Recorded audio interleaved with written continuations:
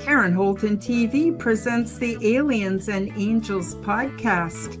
Meet experiencers, contactees, abductees, ET human hybrids, and more weird paranormal states of reality. Hi, everybody. Welcome back to Aliens and Angels, the podcast. Today, I want you to meet my returning guest, Jan Hann, also known as Janet Fitzpatrick. Jan Hann was born in Hampshire, UK, and was self-employed and working for magazines such as Vogue, Harper's Bazaar, newspapers, etc., and at the same time was employed by Ladybird as a children's coat designer, Rona Roy, women's dresses as a fashion illustrator, Just Jane maternity wear as a catalog illustrator. Lastly, she had her own haute couture boutique in Basingstoke. It was all about the material world. Jan wrote her first book about that life. It's called Knock the Door by Jan Hann on Amazon, which has gone global. Jan has since published her second book called Great Pyramids Initiation Ceremony and the Hall of Records active today.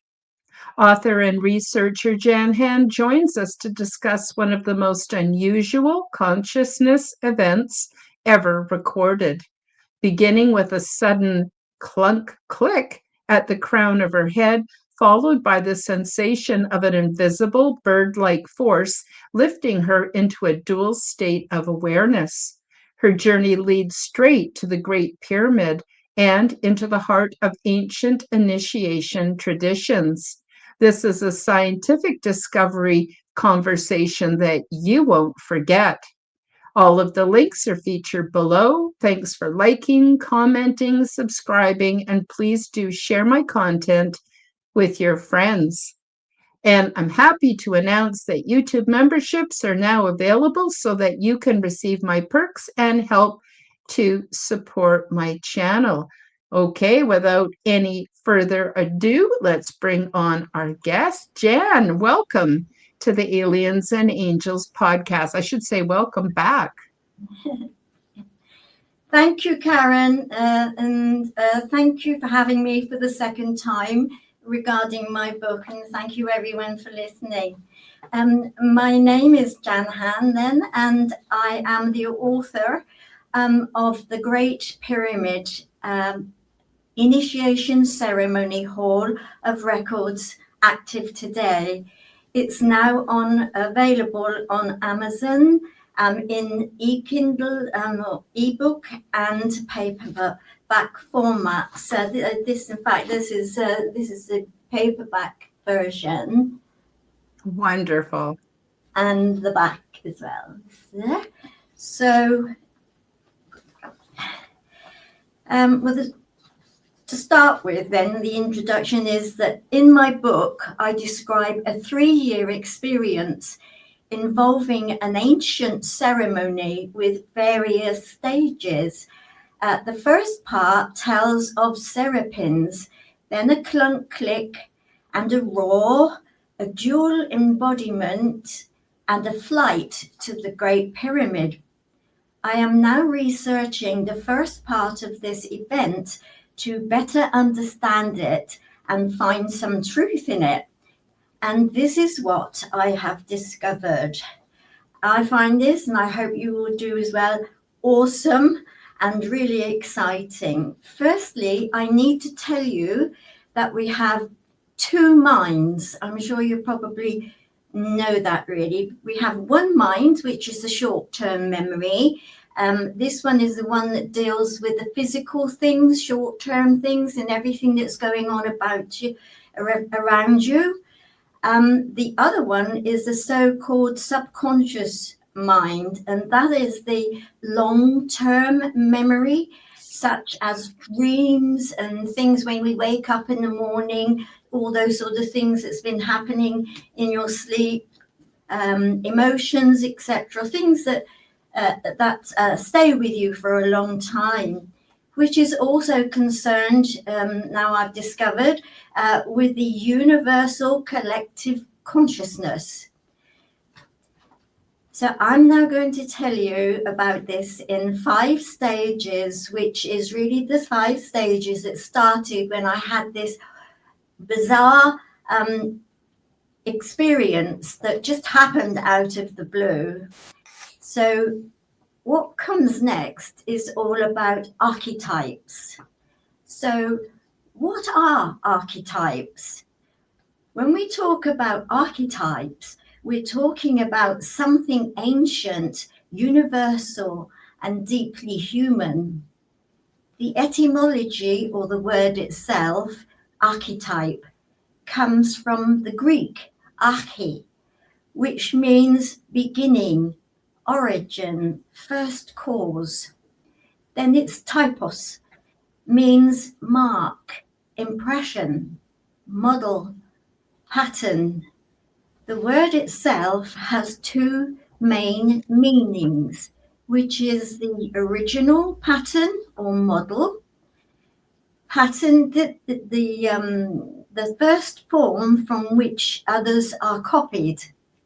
And the second meaning is a universal psychological pattern inherited collectively and present in every human mind. And this is the Jungian definition. But what does that actually mean for us? Well, it's one of the mind's universal blueprints, or another word for it is templates or pattern. Archetypes are not spirits, they're not entities or external beings. They are deep structures of the human mind, universal patterns or templates for thought, feeling, imagination, and symbolic imagery. They appear in dreams, myths, visions, religious symbols, art, and emotional experiences. They are shared psychologically, architecture of humanity. Where does the idea come from? Well, it comes from Carl Jung. He noticed something remarkable. People from completely different cultures who have never met described the same dream motives, symbolic figures, mythic patterns, and emotional experiences. This led him to propose the collective unconscious, a shared layer of the human psyche. Well, archetypes are the building blocks of that layer. As Jung said, these patterns are not learned, they are inherited. Why do archetypes feel external? Well, this is the part that most people don't understand. Archetypes come from inside the mind. They can feel overwhelming and external, especially during times of stress, exhaustion, and uncertainty. The deeper mind doesn't speak in any language, it speaks imagery. So this is what we know, don't we, with the long-term memory, with our dreams and things. This is what I call the energy mind, the physical mind, the invisible mind, the long-term symbolic layer of consciousness. The first use is in English dates to the 1600s, making it the ideal archetype from which other versions are derived. Examples include the hero, the self-made leader, etc. All these appear in literature. They resonate because they are universal. So, for the core idea, which is short now and precise. Number one, we inherit biological patterns through DNA, instincts, and emotional responses. Second, we inherit psychological patterns through the collective unconscious, archetypes, symbols, mythic structures. And three, our personal life activates these patterns. When emotional stress or transformation aligns with an archetype, the imagery becomes vivid and powerful. This is natural and how our mind works. So how does this link with the experience? It means the symbols I experienced were not sent from the outside. They arose from the deepest layers of human psychology within the long-term memory. They are universal, not personal. They are part of how humans make meaning. They are built into our natural design. That's awesome, isn't it? The collective unconscious is not mystical. It is evolutionary psychology, the shared inheritance of the human mind. Now we're going to look at those stages that I mentioned in the first place, those stages in the experience, starting with the serapins. Serapins. Archetypes are universal symbolic patterns built into the human mind. They are psychological forces that express themselves through imagery. Serapin are one of these patterns, part of the collective unconscious we all inherit. They arise from within and not from without. Side.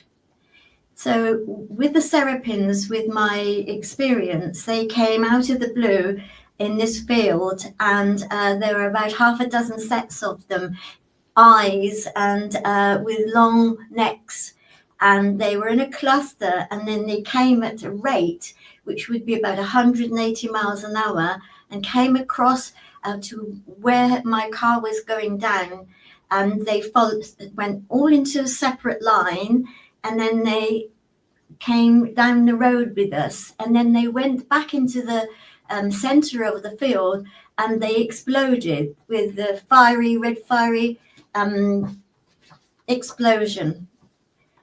So they appear apparently in Egypt, Mesopotamia, Persia, Judaism, Christianity, shamanic traditions, dreams, and visions. The root meaning of seraph is ancient. The Hebrew word saraf means to burn, to shine, fiery one. This root appears in Ugaritic texts, Akkadian inscriptions, Egyptian serpent fire symbolism, early Semitic languages. Long before the Bible, ancient cultures depicted beings that matched the serapin pattern. Ancient Egypt, it was around 3000 BCE. In Mesopotamia, it was around 2500 BCE. In Persia, around 2000 BCE. Canaanite religion, around 1800 BCE. And these beings are functionally identical to what they call the serapin. So a summary: across cultures and across time, human beings have imagined fiery winged luminous beings connected with transformation, purification, initiation, ascent, and protection. They are not literal beings, they are archetypes, deep, symbolic patterns built into the human mind. And the experience aligns with this universal pattern with extraordinary precision. So, what happened to me is in alignment with this universal pattern with extraordinary precision. The archetype itself may be 30,000 to 40,000 years old. Wow. Anthropologists suggest, or such as Mircea Eliade and David Lewis Williams, show that winged, fiery, and radiant beings, as well as bird-human hybrids, appear in Paleolithic cave art and shamanic traditions worldwide. These beings lift the soul, purify the initiate, guide ascent, appear in visions, and mark transformation. This is the same pattern as the Serapin. So the archetype may originate in Upper Paleolithic shamanic consciousness, 30,000, 40,000 years ago. Why does this matter for the experience? The encounter did not come from religion. It wasn't a doctrine. It wasn't a belief. It wasn't imagination or suggestion. It came from the deepest, oldest layer of human symbolic consciousness. That's awesome, isn't it? This is why the experience felt ancient, powerful, initiatory, and transformative.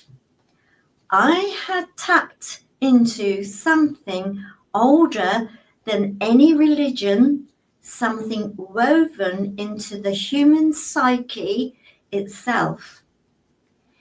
It means that the long-term universal collective unconscious mind activated an archetype that humans have carried for tens of thousands of years.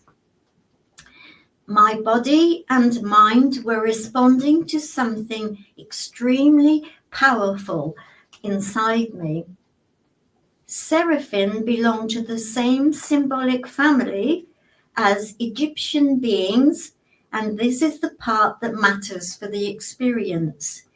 Seraphim share structural features with Egyptian bird beings, the Ba, the Bennu bird, Horus, the phoenix Egyptian fire-like beings.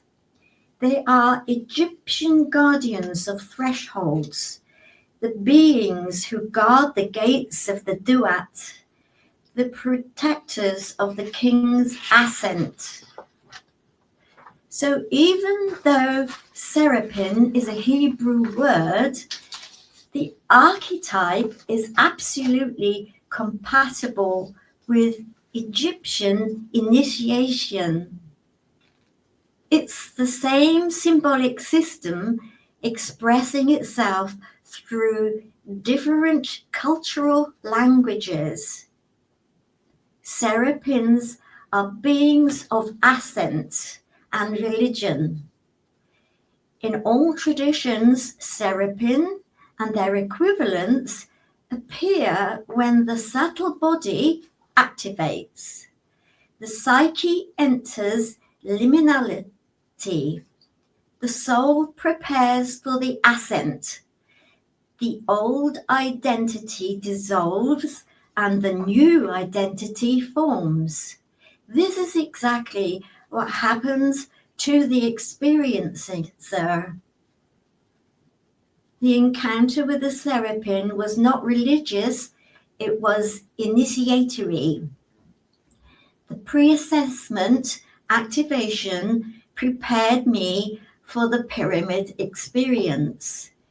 And this is the same field described in the pyramid texts by Faulkner in 1969, Nadler, Shamanic Wisdom in the Pyramid Texts 2005, Assman's Death and Salvation in Ancient Egypt 2005. The Serapins are beings of ascent. The pyramid is also an architecture of ascent. They belong to the same symbolic system. This is exactly how initiatory experiences unfold in Sufi mysticism, Jewish Merkava ascent, Christian mysticism, shamanic initiation. A being of fire or wings appears first, then the ascent, then the transformation.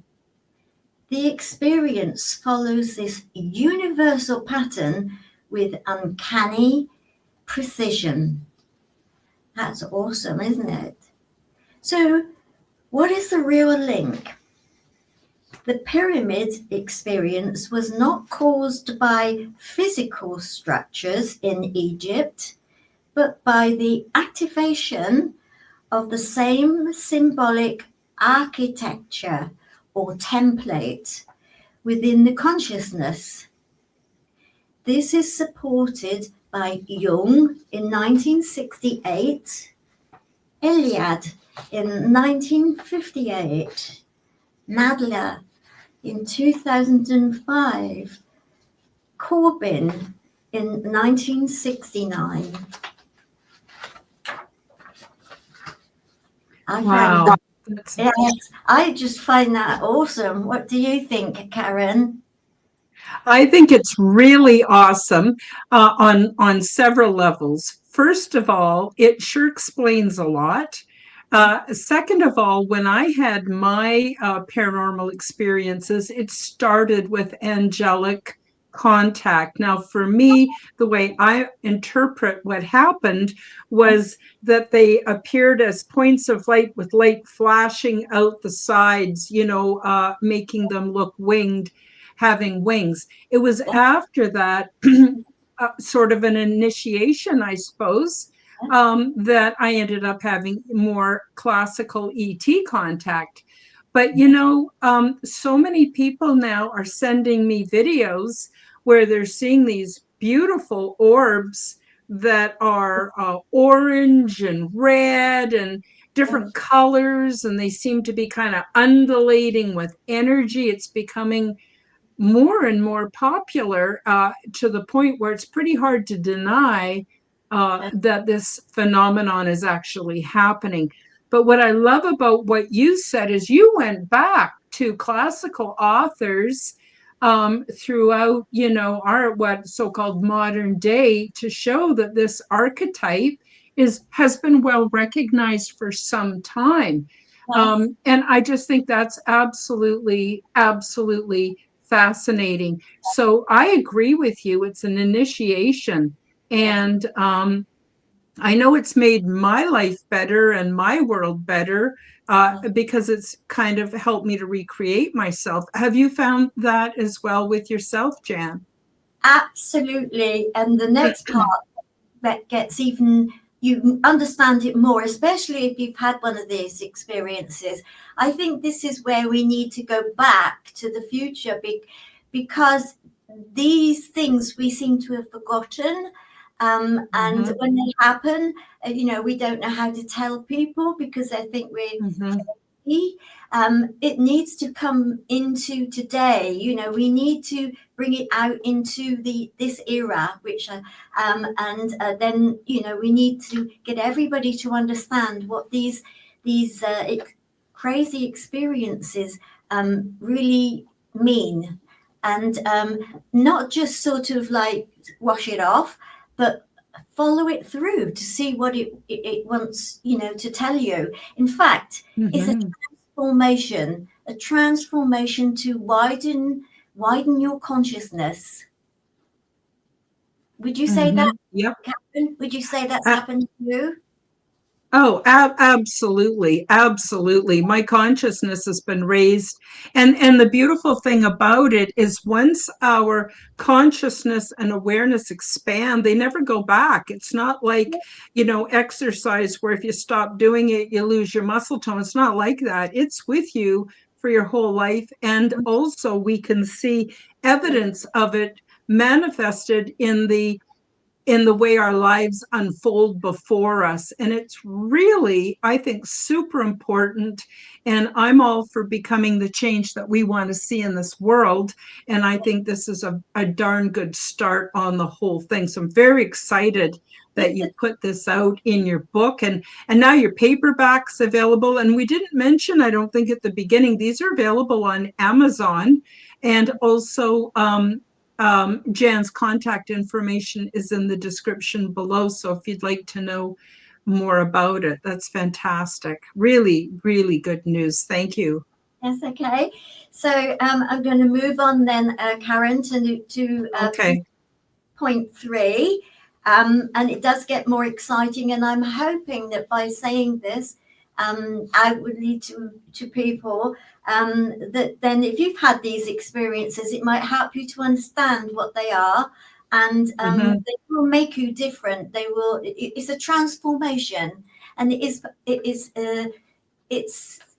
got to happen to us. We've got to understand it. It's time that we understood what really is going on when these things happen. So this is number point 3, which is the clunk, click, and the pounce. So when I say this to my family, they really begin to look away. But I am really glad that I've discovered some thing to cause for it. So it's called the clunk, click, which exactly what happened. It was like a clunk, click, as if something was landing on the top of my head, and then a pounce, very frightening. So here it is. So what is the link between the soul, which is the bar, and the serapin?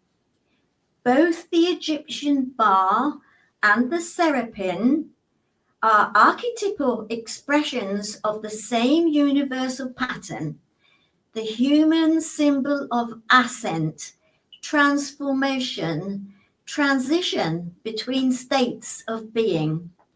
The clunk, click was not caused by a literal link between serapin and the bar. Yes, it felt like that because an archetype of ascent was already active within the experiencer, and the mind expressed it through powerful symbolic imagery. Number 1, the bar and the serapin are the same archetypal pattern. They are both expressions of ascent, transition, transformation, and movement between states. So when the archetype activates, it can feel like two symbols meeting. The mind uses the strongest symbol available to express the inner shift. When the archetype of ascent was activated, the mind reached for the bar, which is the soul in motion, and the serapin, which is the fiery winged transformation. These merged into a single symbolic experience. The clunk click sensation came from an internal archetype of ascent that was activated intensely. The mind expressed this through the symbolic forms of the bar and the serapin.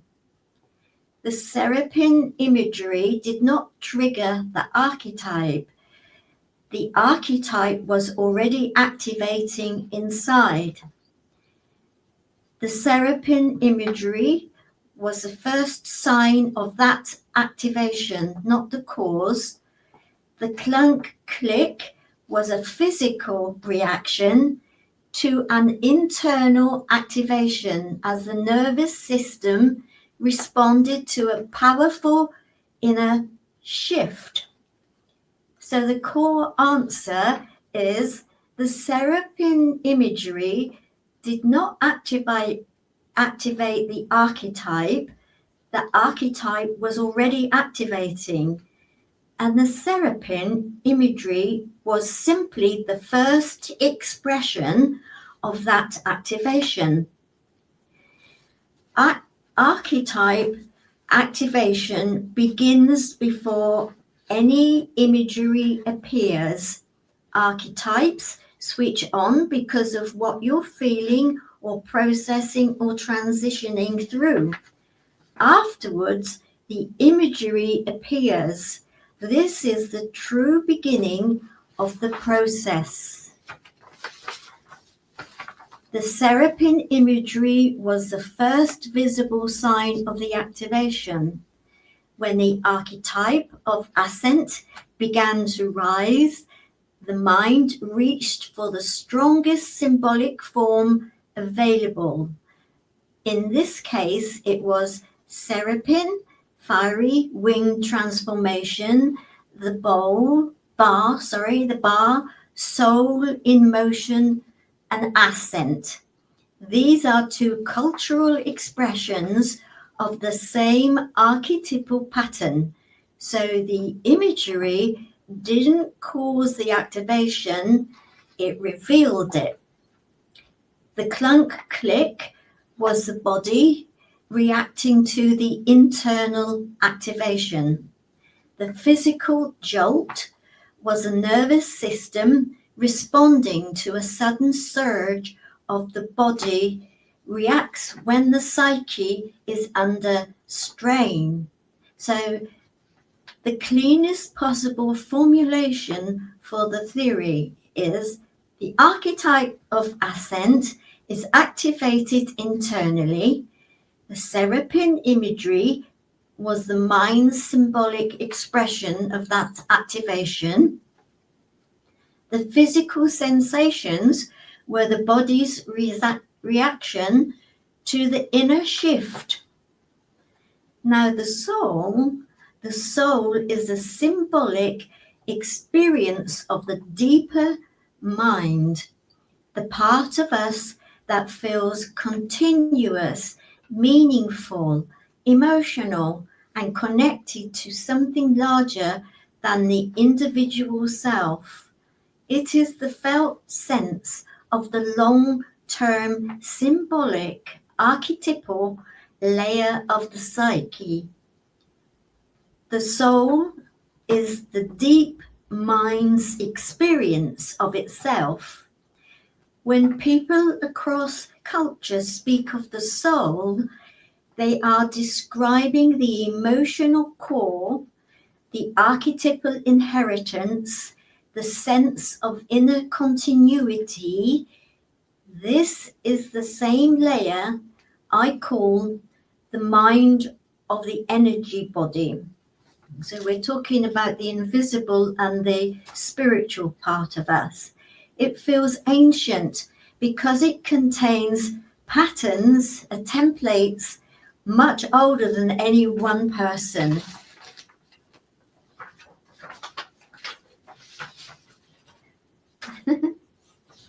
Wonderful.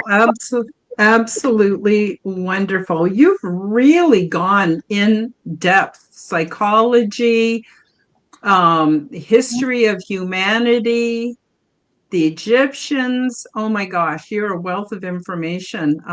That's amazing. I'm just, it's so much information. I'm just processing it now as we speak. Yeah. I don't want to interrupt you though. I know you've got more you would like to present. You sorry, with your what? I said I don't want to say too much because I know you've got in mind some information you want to present, and I want to make sure that I give you enough time. for Oh, that. bless you. Thank you very much, Karen. I will say, I hope, it's very difficult to take in and very difficult, I find or found to accept that it was things inside because I saw them, but Mm-hmm. then in my experience later on, I actually feel Jesus was inside me in the King's Mm-hmm. Chamber. And then after a bit, it was projected into the room, and I knew that it had been projected from within to be outside in the room. It was a projection, that was come from within. So then looking at it those ways, that I can understand this much better. I still won't give Mm-hmm. up those UFO things, the serapins, which match exactly with the serapins with all the eyes. Mm-hmm. It definitely, they were, to me, they were definitely in the field, and I just can't seem to let go of that. But I've got a feeling there is more to this than meets the eye. This is just the onset of what we were beginning to understand about all these things that are happening. I think it's due to the new era that's been brought in, that we've got to start understanding a new side of ourselves, which we haven't Mm-hmm. really understood. The ancients understood it, and now we need Mm-hmm. to bring back things that they knew that we didn't know about.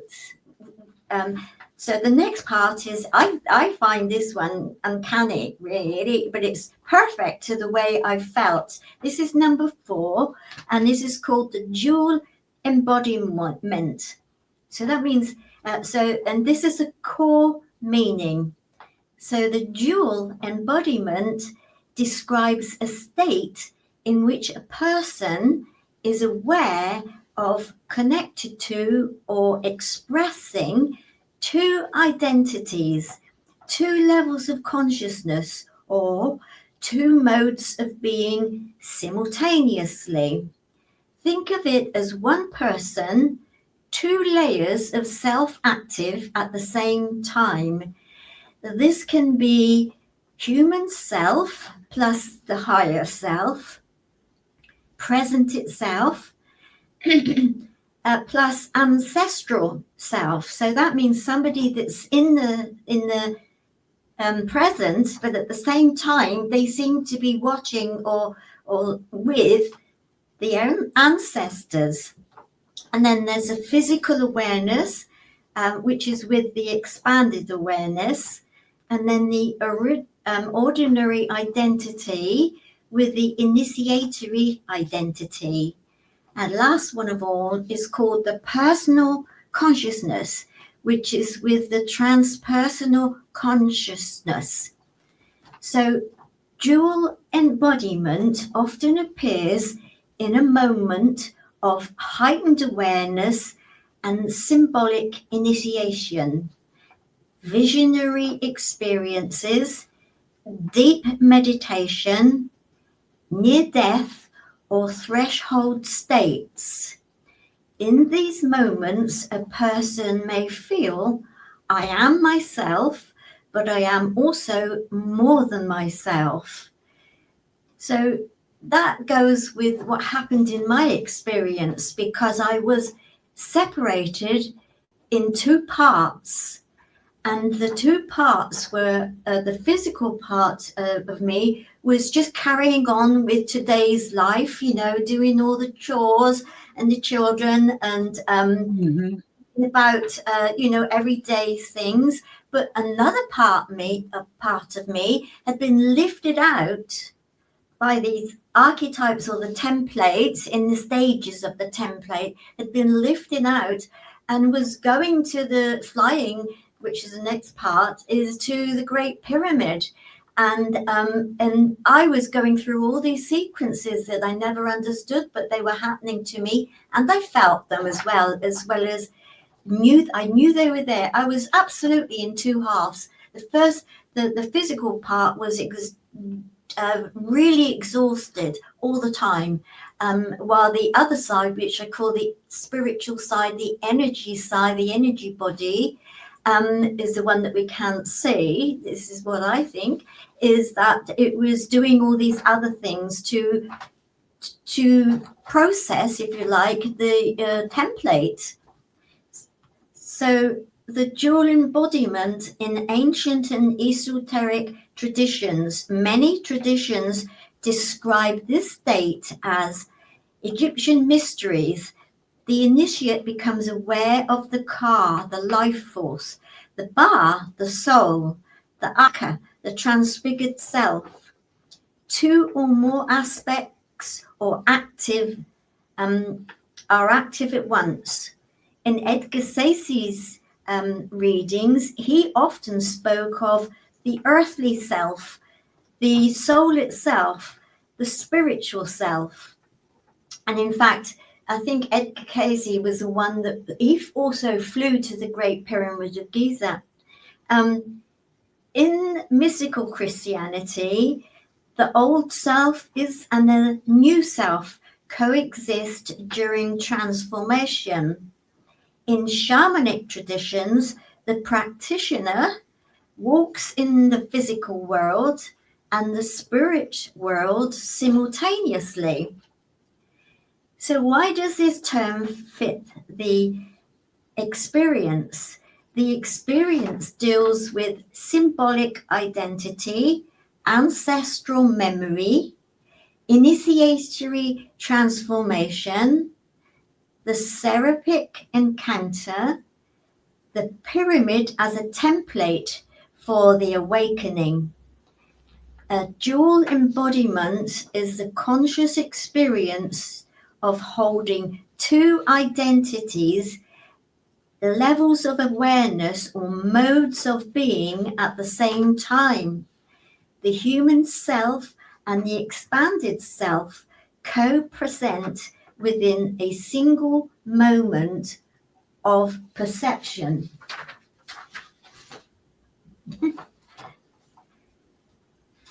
The next part is flying, and this part... It's probably my favorite part. I'm sure it will be my favorite part. Oh, do you have time for just one quick question from the audience, Jan? Yes. Okay, this is a question from Bridget. She Yeah. said, in your opinion, do you think ET are incapable of coming here to Earth physically at this time because of the weakening magnetic field? I used to feel ET's presence more strongly and would see craft in the 1990s and 2000s. I'm wondering if you're able to answer that for our audience. So you're saying that is it possible that the ETs could come here in our reality? Is that what you're trying to say? I think let's have a look. I think she is saying yes. Yeah. Well, a lot of people are saying no, they can't come to Earth physically because of our weakened magnetic field. And she's wondering if maybe they are prevented from coming lately due to conditions, because she used to feel their presence much more strongly than she does now. I'm wondering if you're able to answer that. If you can't, don't worry about it. No, I don't really, can't really answer really, because I have to think about it for a while, but maybe it does make sense, doesn't it? Maybe that they are sort of staying away, sort of just, they were very strong, weren't they, in the 80s and 90s. It was like as if it was like a whole session of them. Everybody seemed to be seeing them in the 80s and 90s. And then, yes, it has sort of worn off a bit. So maybe that's right, really. Maybe they're waiting when we can understand them better. Maybe it was just a show, like a flash, and now for us to get used to it and with it. And now they're beginning to unfold a little bit more, now we're getting the idea. Yes. The flying bit, though, is awesome. I mean, so many people say that they are flying.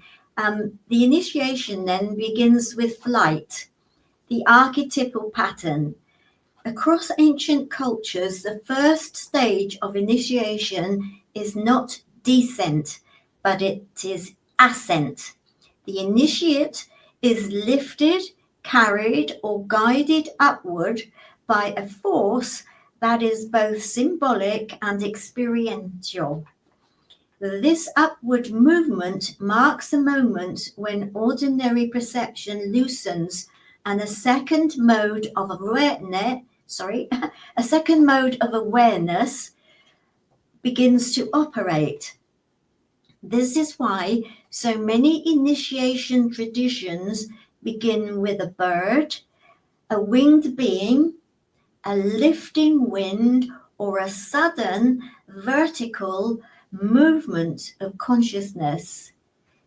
The upward motion is not metaphorical, it is structural. It signals that the initiate is entering a state in which the physical and subtle bodies begin to separate, not in a disassociative way, but in a dual embodiment way. The Egyptian Ba, the soul that flies. In ancient Egypt, the Ba was depicted as a human-headed bird. This was not artistic whimsy, it was a precise description of the mobile, perceptive, conscious aspect of the self that could leave the body while remaining connected to it. The Ba could travel between worlds, could witness events beyond physical perception, could ascend to the gods, could return to the body at will, remained tethered to the physical form through a subtle thread of identity. So this has to be still going on today as well. So this is exactly the structure of dual embodiment. The physical body remains grounded, the subtle body lifts, perceives, and moves. Both remain you, the experiencer, operating simultaneously. And that's exactly what happened during the experience with myself. And I'm sure that lots of other people have had this feeling, but have really not understood what's been going on. And this is why I think that, it is good to start thinking in these terms, really, to understand fully what the human being is really all about. Mm-hmm. I think there's something missing, and that missing bit in our jigsaw is the bit where we feel that we're lost. I always feel lost, really. There's something missing, and I think it's this extra part of our consciousness that needs to be widened. And I think it's through these templates, patterns that are within us that are crying out, we are here to help you. If only you would understand us, get to grips with it. So anyway, I'm just a bit now. There's coming up. So the Egyptians understood this as a natural human capacity. It's not a supernatural thing.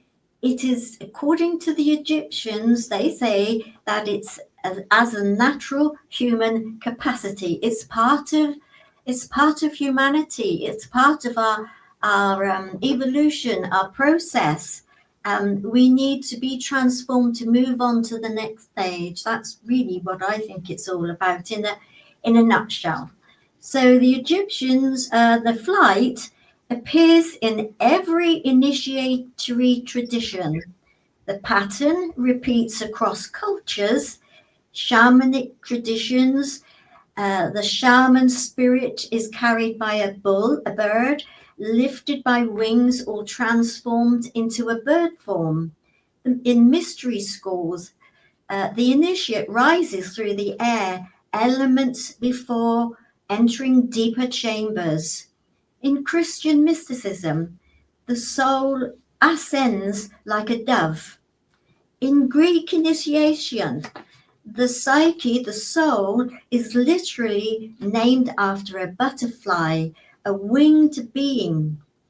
In Hermetic texts, the initiate takes wing and rises through the planetary spheres. In Egyptian rites, the Ba leaves the body and returns with knowledge.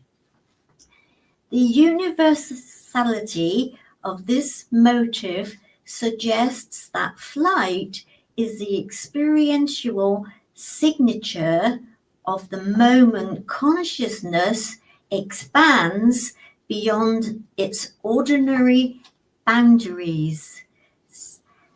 The invisible bird as initiator. In the experience, the massive invisible bird that descended and lifted the awareness means that the experiencer encountered the same archetypal intelligence that ancient initiates described. It is not an animal, it is not imagination, it is a symbolic intelligence that appears in the form most suited to the human's nervous system, fast, winged, above, purposeful, and guiding. So, in conclusion, the initiation ceremonies were important because they helped humans navigate psychological transformation using symbolic environments that activated the deeper mind. Wow, wonderful. I have a question for you, Jan. While you were presenting your information, I was wondering, um, the initiation, do you think it is similar or the same or different from things like out-of-body experiences, astral projection, near-death experiences? They all seem to fit what you're talking about, but I want to know what your take is. I don't want to put words in your mouth. Well, I will say to you, the reason I'm really excited, but I think this is opening Pandora's box. As I said to my Dora, I think we're going down another route now because, yes, I definitely agree with you, Karen. I do feel that this is, part of the initiation process. But because we don't understand what's happening, we probably sort of cut it short, and don't let the stage go on because we feel, have I gone crazy, or things like that. I could tell you lots of things here, but I must leave it. But it's a big subject, and yes, I think that definitely with if you say near-death experiences, I definitely felt whilst I was having my initiation ceremony take place, I could feel after the death part and then being risen up through the shaft, the well shaft, I could feel the sense, and especially in the Grand Gallery, going up to the King's Chamber, I could feel that I was part of a near-death experiencer that was going to meet angels and things, which I did actually, which Jesus was dressed in one part.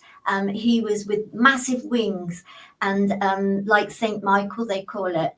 But it definitely is part of it. It was a part of it, really. I could tell it was part of it there. It's difficult to speak of these things because we weren't given education to form the concepts in our minds. We weren't given language to explain it.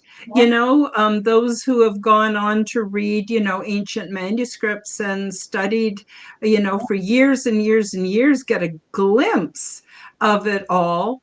Yeah. But I think nothing takes the place of when it actually happens. And it's very disorienting. It was for me because, first of all, there seems to be a fine line between angels and extraterrestrials. Maybe there's a lot of overlap there because the extraterrestrials that I met were transdimensional beings. And that is the way we've come to think of angels. Um, and then again, like you said, our minds are like projectors. And even when we think we're seeing something, like I'm looking at you on the screen, what's really happening is inside my mind, I'm creating all of this. We don't really know what's out there. Plus, we're so limited in our physical senses, but it's only I have found through transforming those physical things into spiritual things that they started to make sense. Well, I know I've just said an awful lot, but basically, I'm just thinking that, we're not given the training that I think we should have. And we shouldn't have to go to religion for it. It should be a part of being human. Anyway, I just wondered what your thoughts are about that, Jan. Yeah, I definitely agree with you. Absolutely. Where can we get the information from? Because it's all closed up, isn't it? It's like as if, Mm-hmm. they don't want to talk about it, but somebody's got to open the box, really. And I think it's people like you, Karen, because without people like you, Karen, then people like me can't talk to anybody about it. So I think that this is a new level. It's absolutely essential. I said to my daughters, if it weren't for podcasts and like Mm-hmm. Karen, then I would just have to go down the road to and hire the church's hall, and just hope somebody would come up and Mm-hmm. listen to it, and hopefully that nobody in the room would start a conversation about it being not right, or not true, and Mm-hmm. putting everybody off. It has to be positive, people, as I say, and that would just be a hall, and you have to journey there, and then go somewhere else, and it depends on the community whether they're willing to listen and think of a different perspective rather than just everything else, that's ordinary. Whether you're going to get somewhere. So thank you very much, Karen. I'm really proud that I found you, and I'm really proud of you for all what you do. Oh, thank you so much. And I'm really proud of you too, because it takes enormous dedication to put all of that into language and then put all of that into a book. And it seems like the editing never ends. And but you're right, it's through podcasts like this. So we're not just on YouTube, we're on Rumble, we're on X, we're on Telegram, we're on Odyssey. I'm part of the Forbidden Knowledge Network, so it's going out on all the audio platforms, and we're reaching hundreds, maybe thousands of people, with these important messages. And I can't think of anything I'd rather be doing right now with my life, seriously. And I'm thrilled to bits that you've come back on the show, and I'm hoping you'll come back again in the future and talk more about it. Yeah. And tell people where they can find you, because they're going to want to find you and they're going to want to see where they can get your book. So do you want to talk a little bit about that, Jen, before we go? I just want to say that you can get my book from Amazon. It's on there, the e-Kindle, is it? E-edition. And that is at £5.95 in English, UK sterling. And this one is there's about, there's quite a lot in it. Well, a lot. And this is the paperback, which I do, and it's got all the definitely things. What is the curious bag? UFOs in Herefordshire, which is Serapins, active today. The Great Pyramid is active today. We are 50% fish, because I came to find out where we come from and why we're here. and the Hall of Records discovered. And you who are listening to me now know where this mysterious Hall of Records really belongs. The template is inside all of us. And when the next part is going inside and doing the ceremony in the Great Pyramid, if you'd like to know that in these type of psychological terms, then it actually tells you and shows you that the structure and the sound is the things that is actually enhancing because it's mirroring these templates that you've got inside you, and they're helping to activate the two come together. I didn't have to go to the Great Pyramid. It was in my mind for some reason. It came in with one of the stages, and that's how the 2 and 2 got together. The last bits on here is that deciphering the hieroglyphs. This is making the hieroglyphs come to light, really. Sensory patterns inside us. Hieroglyphs? This seems there's a link there. Were they talking in hieroglyphs? Like patterns, templates? Mm-hmm. Passing the baton for what? And initiation ceremony and the mystery. At last, as I said to my daughters, I now understand why there's so many mysterious ceremonies that took place across the world, really. Why they were trying to create another, if you like, Great Pyramid in structure and sound. It's those things apparently that are around you that help bring in these templates. Crazy. I could go on. Well, it's very, very interesting and very profound, and I think it's time that this information comes out to everybody.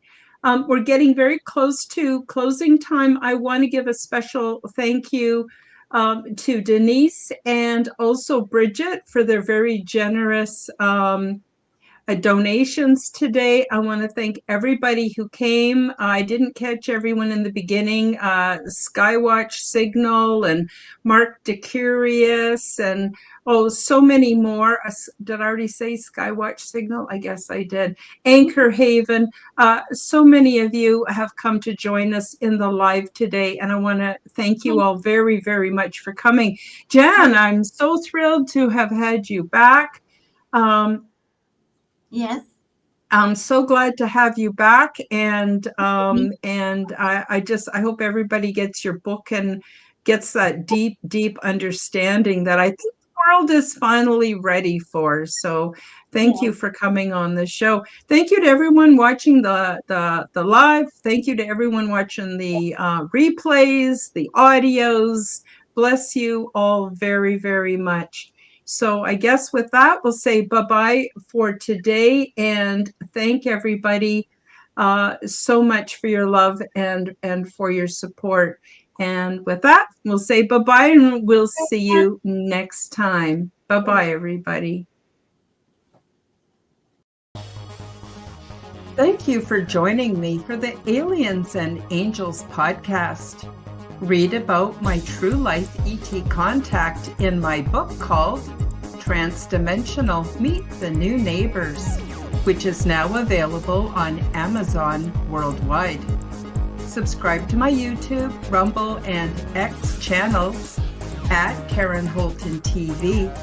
The like button and leave me a comment, and please do share this podcast with your friends. Check out my website at www.karenholtonhealthcoach.com to see my free resources and amazing products and services. All of the links will be in the description below. As part of the Forbidden Knowledge Network, you'll also find the Quantum Guide Show with Karen Holton on all audio platforms. Until next time, keep up the good work.